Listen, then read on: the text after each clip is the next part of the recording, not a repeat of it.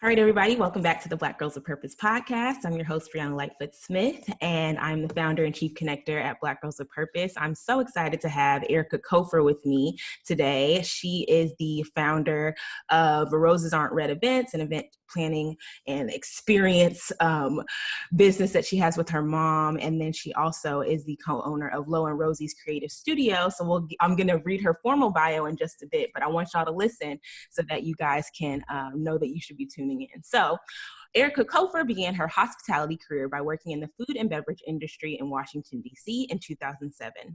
Starting as a restaurant host, she transitioned into service, bartending, and eventually catering management for weddings. In the summer of 2013, Aarika tapped into her passion for event design by working as a floral assistant for Posh Florals in Dallas, Texas. While pursuing her master's degree in healthcare administration, she chose to continue to perfect her craft by working with catering companies to help execute designs for creative pop-up dinners. After a 4-year career in management consulting, Aarika combined her client management skills, attention to detail, and passion for event design to create RosesRntRed Event Design and Production, which she operates with her mother, Rose. RosesRntRed Events is a modern and transformational event design and experience curation business, and their mission is to execute experiences that are creative, visually appealing, functional, inspiring, and influential. Aarika is also the co-owner of Lo and Rosie's Creative Studio in Dallas, Texas. Lo and Rosie's is a creative space with a mission to provide an affordable, unbiased, and safe environment for creatives and entrepreneurs of color. Outside of all these amazing things, Aarika is a wife. She is a mom of 3 amazing kids, a believer, a dreamer, and an achiever. In her spare time, Aarika likes to get dressed like she's gonna go work out, but somehow end up going to brunch instead. So excited to introduce you all to Aarika Cofer. Aarika, welcome to the podcast. Thank you. Thank you for having me. Yes, when I read that last part of your bio, I was like, that is hilarious. It's the truth. Like, listen, yeah, I'm gonna put on these leggings and this shirt that looks like I'm going to CrossFit. Yeah, but I think that brunch spot over on Main is open. We should go there. Why not? That's so funny. Yeah.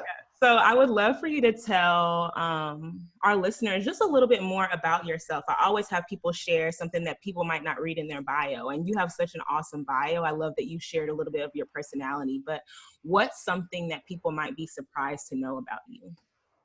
Yeah, so I think the biggest surprise is that I have been a corporate America member for forever. Like I think that it wasn't until my later 20s when I really started to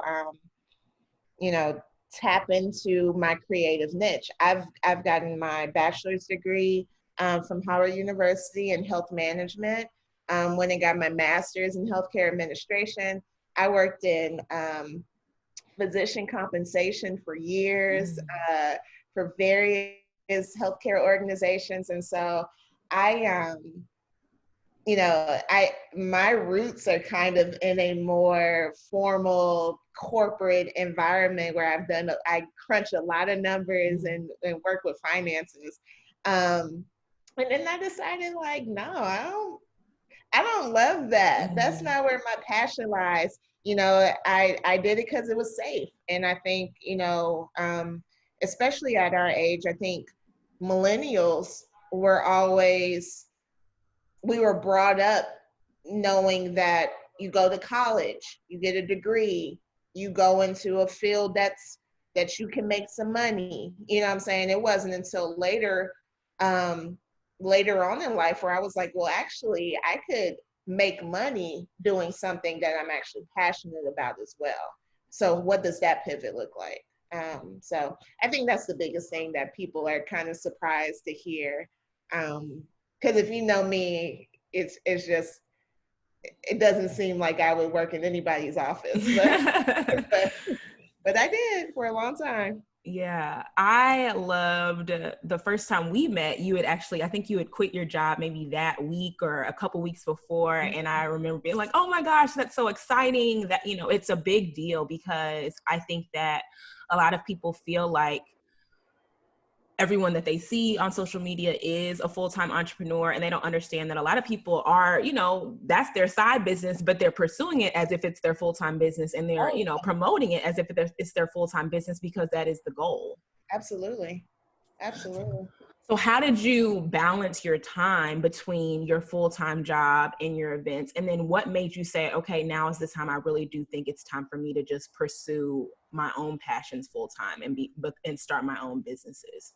Yeah, so I actually started Roses Aren't Red after my wedding. So like I did, you know, I started tapping into the skill sets pretty early on in life. Like my bio said, I was getting into floral design. I was doing some jobs while I was in grad school. But when I got into consulting, you know, I didn't have any aspirations that go into um, I would go into design by its, you know, solely, right? So then what happened? I got engaged in 2015, and then I got married in 2017. And all that time, my mother and I were planning my wedding by ourselves. You know, we were contacting all the vendors. I met Lauren Rogers, who is now my business partner at Low and Rosie's, and she connected me with all of these Dallas vendors. And so like I just started building these relationships. And then my wedding was over and I was like, oh, I I need something else to do. Like I missed this. I loved every moment of planning that wedding. And that's when I realized like, no, this is something that you actually really enjoy. And this is something that you're passionate about and you should tap into it. Um, I was in consulting. And so if you know anything about consulting, it's like the travel is crazy. Um, I was working round the clock hours and I had just had a baby. And so my daughter in 2017, my daughter was one. I was in consulting full time, and I'm trying to ramp up this new business, right? I spent the latter part of 2017 and all of 2018 really tapping into how can how can we get this business off the ground. I realized at that point that I need to do something that is more autonomous. I can't continue to work for someone else and take away time from my family. Like it's just I realized very early on that is not the lifestyle that I want. That's not the lifestyle I want for my children. And so I need to figure it out. Um, so I stayed in the very beginning stages of Roses, I would take anything that anybody threw my way. I was doing some dinner parties here and there. I would do, you know, some little flower arrangements for some weddings. I was literally taking anything. Um, and it was difficult. It was difficult managing that time. I remember doing a day of coordination for a wedding, and in the morning, I came in and I set everybody up and I was getting everybody all situated. And then as the bride and her bridesmaids and stuff are getting their makeup done, I had to leave, sit in my car, open up my computer, turn on the Wi-Fi on my cell phone, and do some spreadsheets real quick and send them out. I mean, it was stressful. It was stressful. And then I'm, you know, trying to coordinate with my mom, and she's been very supportive. You know, when I haven't been able to be there, she'll step up. And now she takes on even a bigger role in the company, especially when it comes to the wedding leg of our service lines. But you know, at the time, it was balance. It was just all about balance. I joke a lot about working a 9 to 5 and a 5 to 9 with my kids and a 9 to 1 for Roses. And that's just how it was. Um, so yeah, I mean, I don't know. It's definitely a juggle for sure. I love every part of what you said because we've interviewed so many women over the years, and I think that that picture of you being in the car on your laptop on Wi-Fi doing stuff for your full-time job while it's not like you could leave. You're like, okay, yeah, this seems like a good moment. Let me just go do something real quick. I feel like that is such a accurate picture, and I think it also shows the passion that you have for what you're doing. I think another thing is it speaks to your work ethic, because I know that sometimes as creatives, as people who know that we're created to do more than just what our 9-to-5 is allowing us to do, sometimes we start slacking in our 9-to-5 job because we like, oh, listen, this is just temporary. I'm doing this business. And I can say even myself, I was working as a digital marketing coordinator for a restaurant group in New Orleans, and I'd be doing stuff while I'm on the clock. And I look back at myself and I'm like, sis, that is so trifling. Like, I think about it all the time. And I remember God was like, okay, so you want this business to build, right? And I'm like, yeah, definitely. I want Black Girls with Purpose to be my full-time gig one day. Right. He's like, what if you had an employee like you, right. who you've hired to work for Black Girls with Purpose? They're on Black Girls with Purpose time, but they are working on their side projects. Like, Absolutely. Would you be okay with that? And I said, no, I really wouldn't. And I remember I was so convicted that I actually called my old boss, even after I had left, because I left when I had my son. And I told her, I said, Nancy, I just want to apologize to you. I don't feel like I was the best employee. I did what was required of me, but I don't feel like I did a lot more than that, right? Like, I did the bare minimum that would allow me to keep my mind. I could do what I need to do for my business. And I remember her saying, Bree, I really do appreciate you for reaching back out. You didn't have to do that. She said, but I always knew this wasn't your final stop. Like, even when I hired you, I was like, hey, if we could work together 1 or 2 years, I'll be happy. And so I love even the way you broke that down, 9-to-5, 5-to-9, 9-to-1, where you're like, these are my hours for these respective things. And then of course, I'm sure you were working weekends because that's when most events are happening. Yeah. Yeah.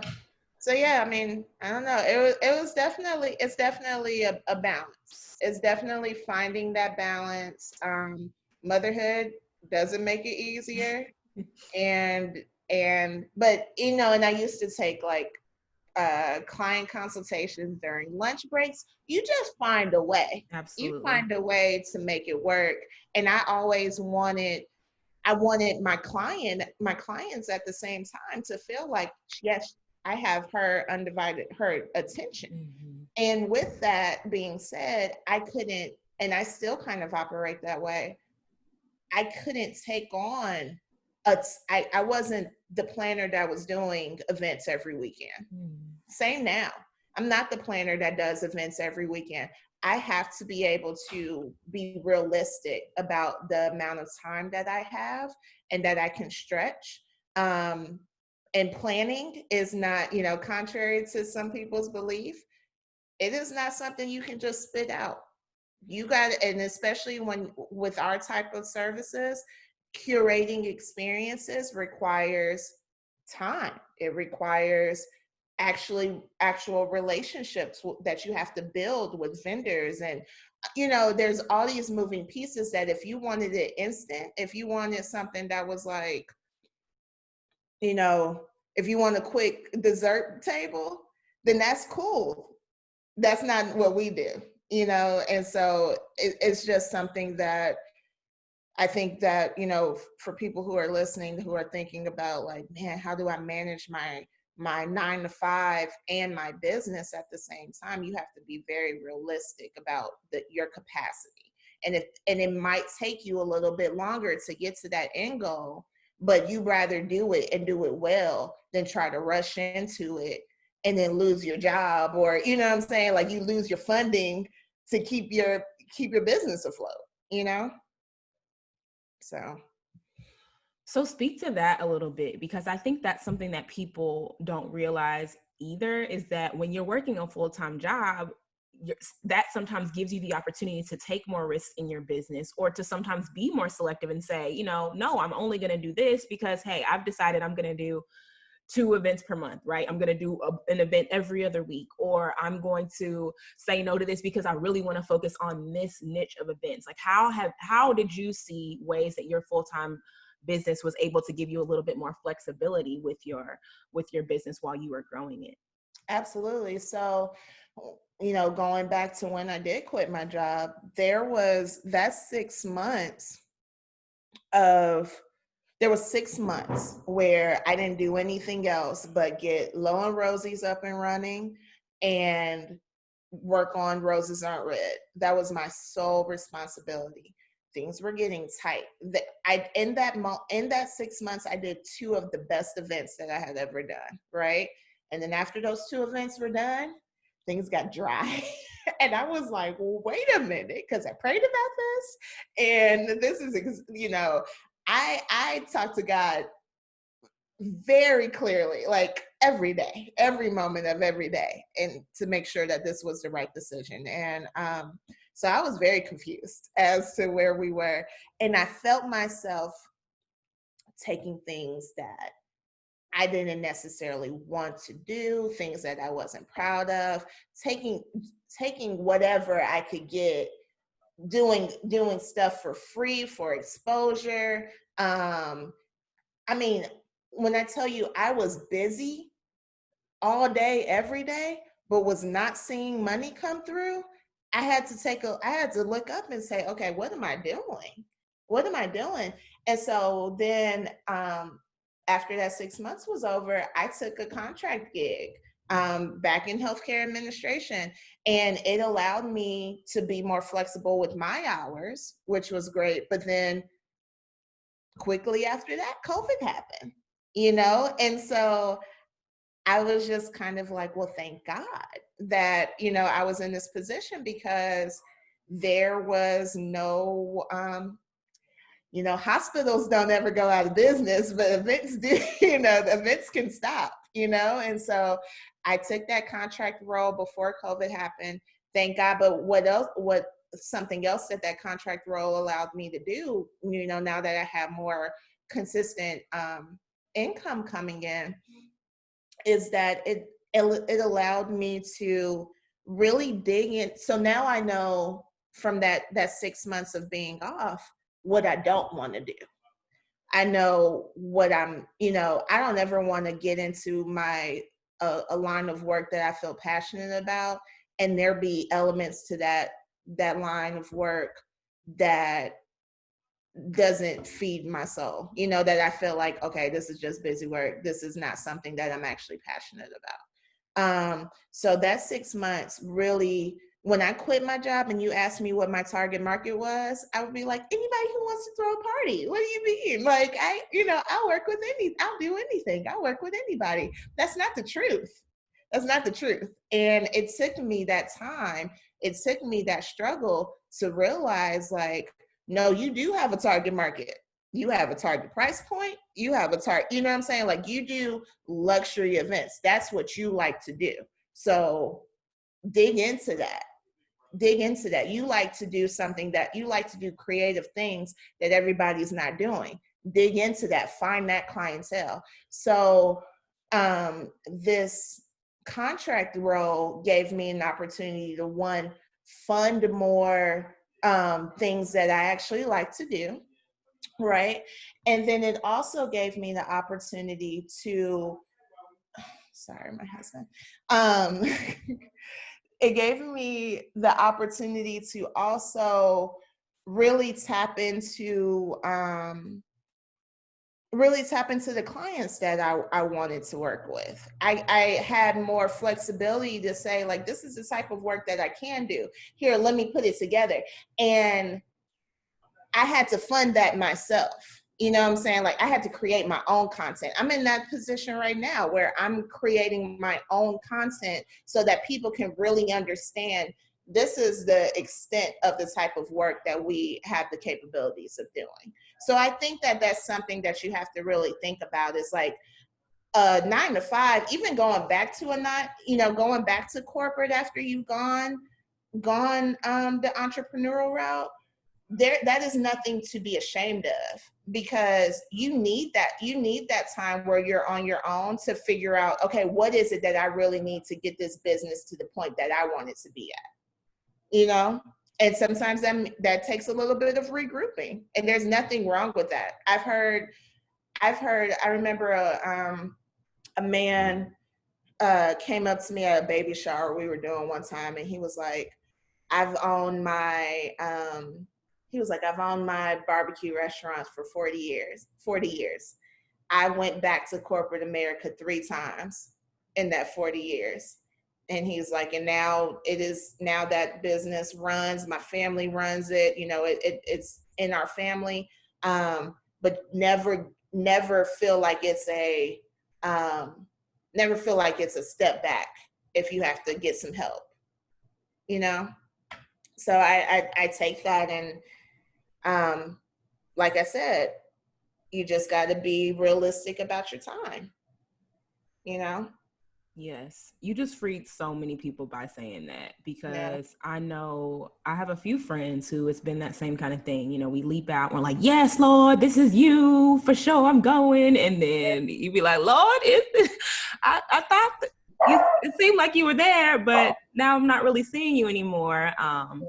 Yeah. But, you know, you just don't know the other things that are happening, right? Like behind the scenes, things that you learn, like you said, the learning lessons. Sometimes we think we're leaping out and that's it. And it's just an ebb and flow. And like you said, that's such a blessing that you were able to get back into, you know, contract work before COVID, because that was my next question, was like, how do you, as a person who both of your businesses are tied to events, like when COVID hit and stuff just started, people just started canceling things. Like what were some of your first thoughts? Man, I had one of the biggest weddings that I was ever commissioned for, planned for May 1st. And it just all just crumbled.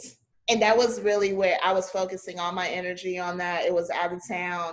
And so I was putting all my attention into that event, and then things just started crumbling in front of me. And I was like, oh my God. And then I had a few more weddings that was planned, that was on the books for later in the year. And I mean, calls were coming and brides were crying. And there were like, we had some graduation parties on the books. I remember there was just a few social events, and people are like, I don't know what to do. And what's the scariest part is that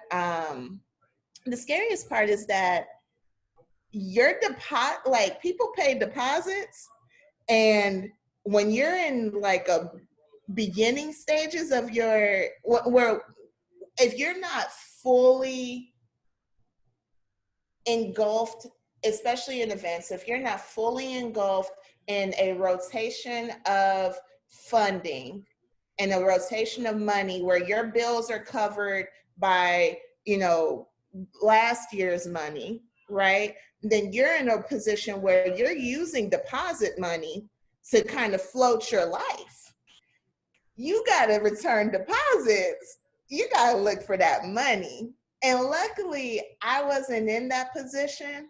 And luckily, we were able to, but I know a lot of event professionals who were, and I knew a lot of venues that were. And I know that, like for Lo and Rosie's, we were able to kind of work with our guests to kind of move some things around.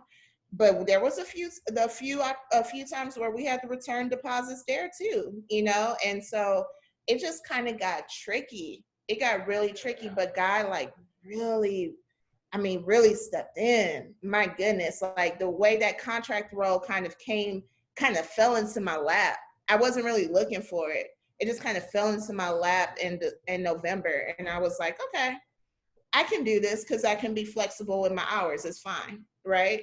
And then the way that my cousin moved into my house, and I didn't expect that. And she kind of moved in right before. Who knew I needed an in-house home nanny? Like, I needed one and didn't even know it. And here she was.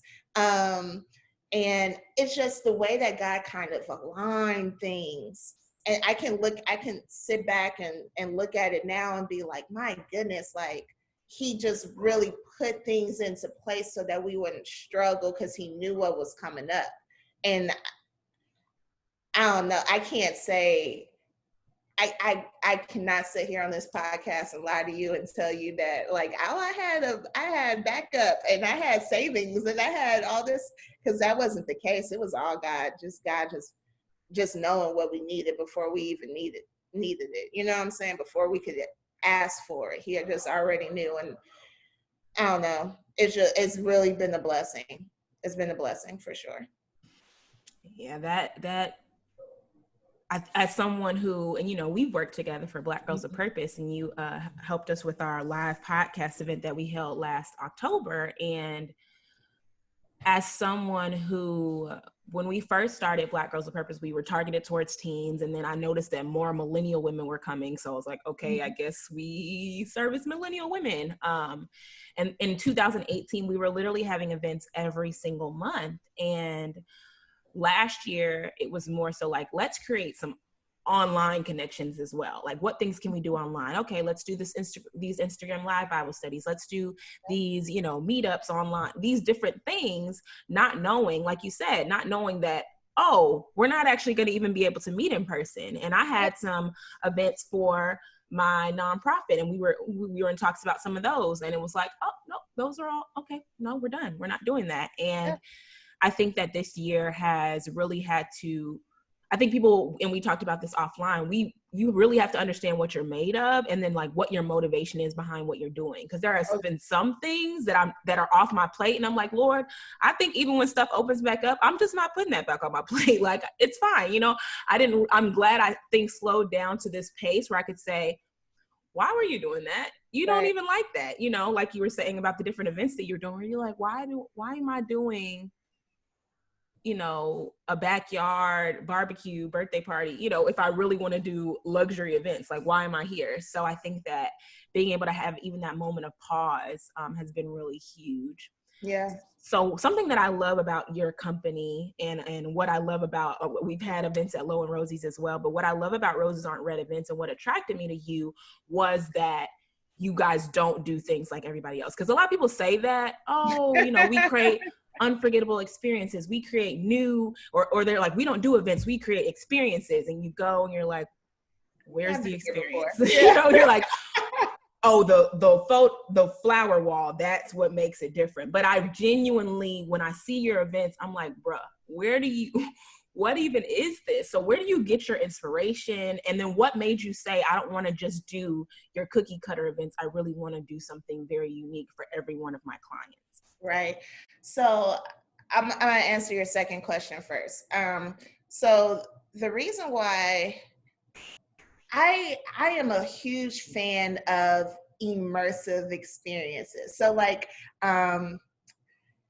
those candy museums, right? Like, I think those are so cool what people can do with candy. Like just like some things that people do with like pop-ups and interactive marketing and things like that. I just always found to be so intriguing. And then on top of that, I've always have been a experienced curator. And I feel like, and I can honestly say that even from college, ever since I've had the opportunity where I have my own space and I can invite people to it, I've always been like, okay, what food do we serve? What's the logistics going to be like? Where are people going to sit? What's the music? I got to make sure the music is bomb. Like, I got to like, and I've just always been so immersed in the details, to the point where my husband is like, girl, if you don't just put this blue and pink baby shower together and just go on with your business. And I'm like, no, it should be more than that. We like, let's do something that people haven't seen before. When we moved, used to live in this house in West Dallas. It was on a cliff. It was a very short-lived home, but it was bomb. It was beautiful. It was a townhouse. We had this amazing patio. And we would invite our friends over, and we would have these like Memorial Day parties, and it was all about the experience. Like, I wanted people to come there and be like, oh my gosh, look at the view, look at the house, look at my environment. I just feel like I'm stepping out of the, what I'm used to seeing, and kind of elevating my expectations, right?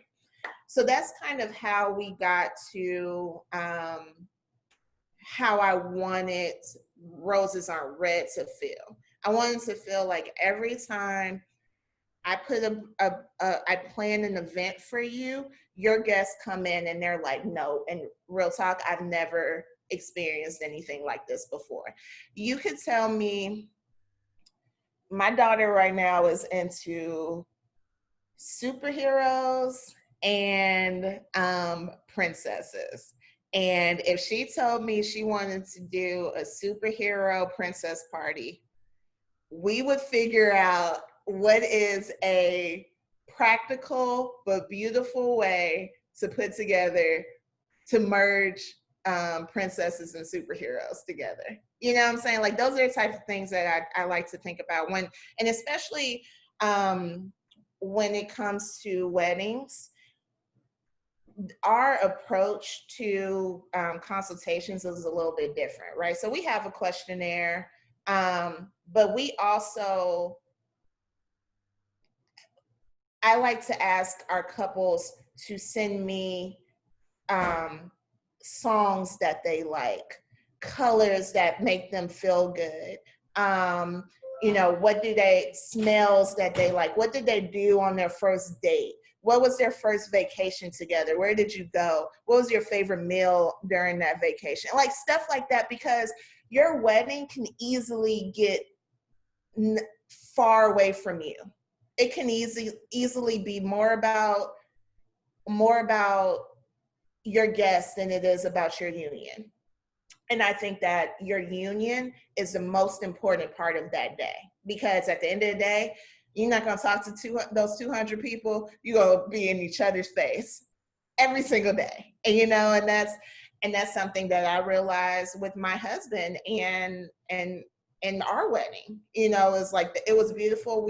It was great to have all those people there, but when people talk about our wedding, they say, man, we really got to know y'all and your family by being in that space with you guys. We chose our first dance song was like a BJ the Chicago Kid song, like songs that people have never heard before, but it was special to us. You know what I'm saying? And so when I try to create events and plan weddings, I really like the guests to get a look into the real personalities of the host.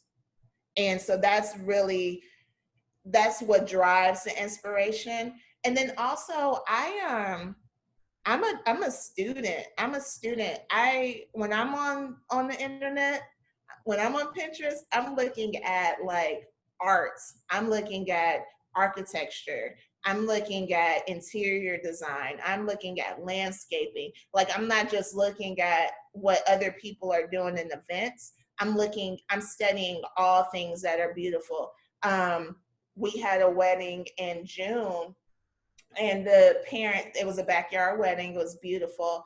And the backyard looked like somewhere out of Italy. So I'm looking at like Italian designs and what colors look the best in that environment and stuff like that. And I feel like that's really how you stay in your lane. You find a lane. You can't look at what everybody else is doing. You can look at the trends. Pantone puts out colors of the year, you know what I'm saying? You can know the colors of the year, but you stay in your lane and you be a student of your environment and you tap into your guests. And so like when I always say that my ideal market are guests that find value in that. You know what I'm saying? And that's not something that everybody does. And I like guests that find value in the experience and don't, wants to be immersed in the day and not just kind of get through it. So that was a long-winded version of. No, it was so beautiful and so poetic. And, I mean, literally just sitting here talking to you, because this is my second podcast interview that I've done for about 3 months. Because like I said, I was in a sunken place for a little bit and I was like, y'all, I'm gonna have to talk to y'all later. So literally just in that last question, you just really reaffirmed for me why I do what I do, because I love hearing women share what they're passionate about and what inspires them, and why they felt like it's like, I'm not seeing this, so I want to create that, right? And so just hearing the way where you get your inspiration from, I think that's beautiful. And I think that people who do business well are people who don't just look at businesses like theirs, they look at other businesses, right? So you're not just looking at the event businesses, you're looking at the caterers, you're looking at, I mean, even people who do, lawn care, and just saying, okay, how can I take these different little pieces and put them together to create my own dream business? So I absolutely love that. So now we're going to transition to our up close and purposeful segment. These are questions we ask every guest that comes onto the podcast. So my first question for you is, what does it mean to you to be a Black girl with purpose? Oh man, to be a Black girl with purpose, I think is to bring up the next generation. I strongly believe that. I have daughters, I have little sisters, baby cousins. I'm the oldest of everybody. And I know that they look at me. They tell me all the time, like, I'm watching you. And I feel like I'm watching the Black women ahead of me. And to live in your purpose and be a good role model to those who are coming after you, showing them that they don't have to fall into a box, that they can be themselves and still be successful. That's really what that being a Black girl living in her purpose means for me. Love that. And I also love that you're living that out, because you do work with your mom, like you're in business with your mom. So clearly that multi-generational element is really important to you. Whenever you are in need of encouragement and you feel like you're down on yourself, like what are some scriptures or, affirmations that help you to get out of that funk? Oh man. I have one that I go to every time. God, dog it. Do not be anxious. Which one is that? Philippians. Philippians. Philippians 4:21. I think it is. Or it might be, is it Philippians 4:21 or 4:16? I don't know. Because Philippians 4:13 is, I can do all things through Christ who strengthens me. So sometimes I get those mixed up. Segment. Philippians 4, right? Philippians 4, okay? Philippians 4. Just go back and read it. Just read it. Just read it and encourage. Because I really fall back on that a lot, because I have to say that I live in, I have to say that I'm living in God's purpose. I have to say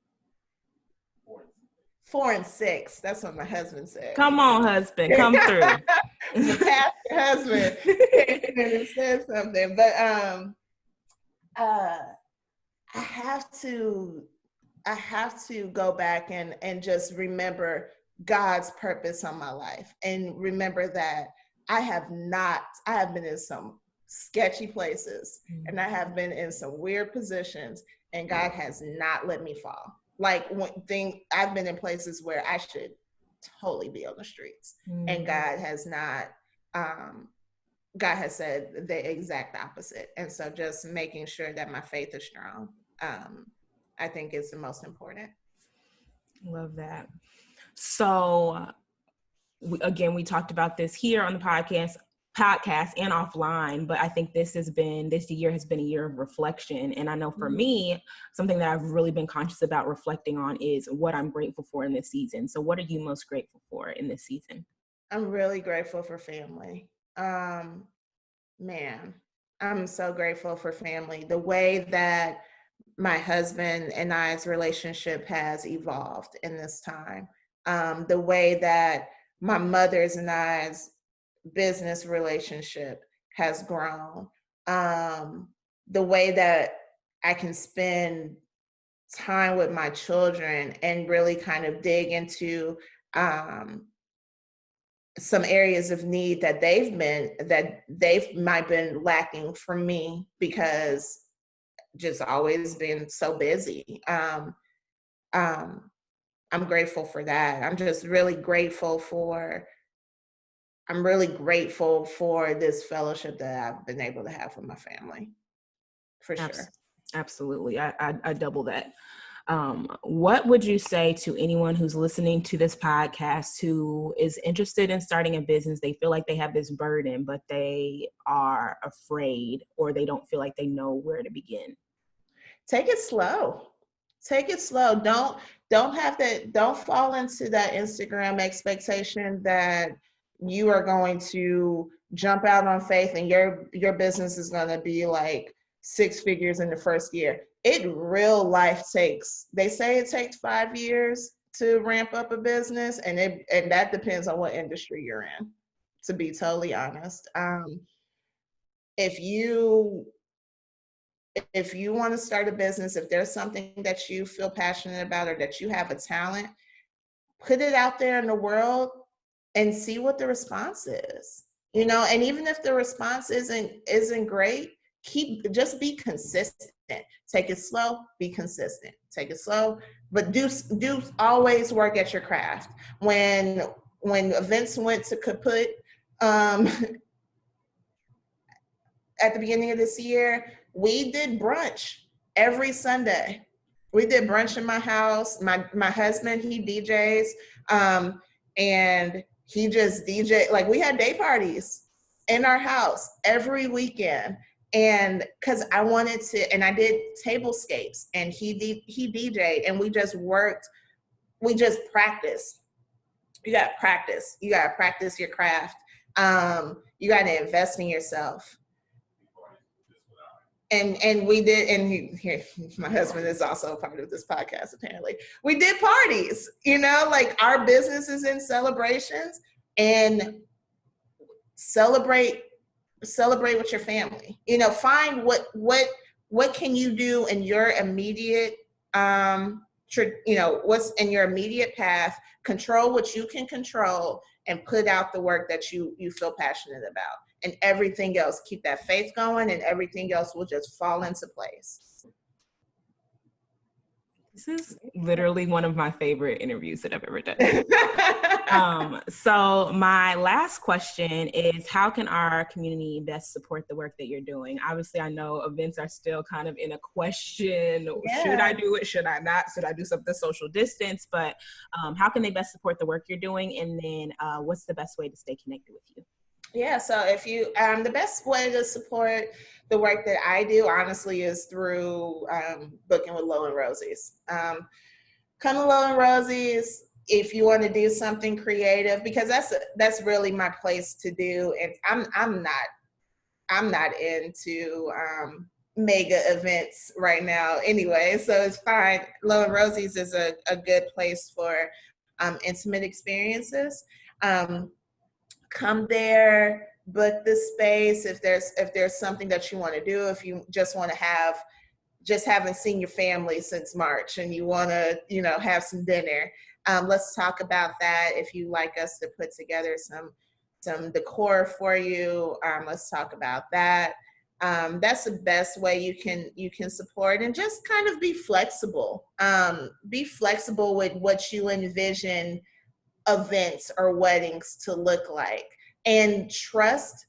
I mean, this isn't just for me, but this is hiring any professional service.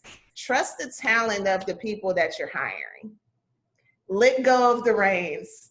Throw your Pinterest board in the trash. No, I'm just kidding. I'm kidding. But but trust the process, because if you trust the person who you're doing this service with, if they're good, then you're gonna get something that is well beyond your expectations. So I would encourage everyone to just have have more trust, support Black businesses, and trust good work, you know?